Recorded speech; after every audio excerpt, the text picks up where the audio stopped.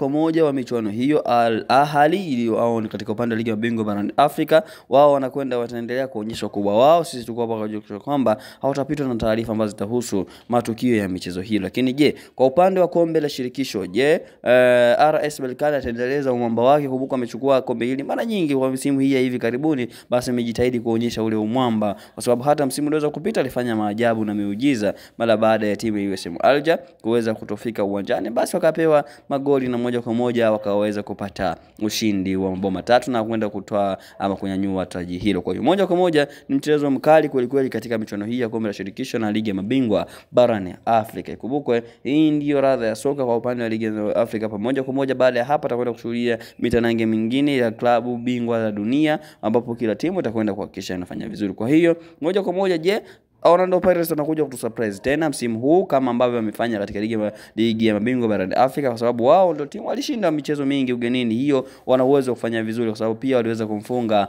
Al Ahly, walimfunga ugenini, wakamfunga MC Alger, pia waliweza kumfunga ugenini. Lakini kwa upande wa Mamelodi Sundowns, je, watakwenda kushinda ugenini kwa mara nyingine? Tuweze kuona. Lakini kumbuka mchezo wa mwisho wao waliendosha Esperance de Tunis, kwa sababu mchezo huo ulimalizika nyumbani ya Mamelodi Sundowns ilishinda 1-0, lakini baadaye alipokwenda kule nchini Tunisia, basi wakaenda kulazimisha sare ya bila kufungana. Kwa hiyo lolote linaweza kutokea, tuweze kusema mchezo huo umemalizika. Kwa upande wa Stellenbosch kutoka Afrika ya Kusini, naye pia mchezo wa mwisho kumbukwe hivyo mambo yalikuwa tofauti kidogo, sababu nyumbani alilazimisha sare ya bila kufungana, lakini alipokwenda ugenini akapata bao moja ambao likamfanya aweze kupita direct. Kwa hiyo sasa, je, kwa hivi sasa anarudi akiwa nyumbani, mambo yatakuwa vipi? Tuendelea kushuhudia katika mitanange hiyo. Lakini pia kwa Orlando Pirates, kama nilivyokupa habari zake, na Pyramids naye pia ni wa moto kweli akiwa nyumbani. Kumbuka alimpiga FAR Rabat mabao 4-0. Kwa hiyo hapa tunakwenda kushuhudia michezo mikali kwa RS Berkane, mbabe wa michuano hii. Yeye ameshindilia vipigo vizito tu 5-4 na mambo mengine. Kwa sisi tuko hapa kwa ajili ya kuhakikisha kwamba utapitwa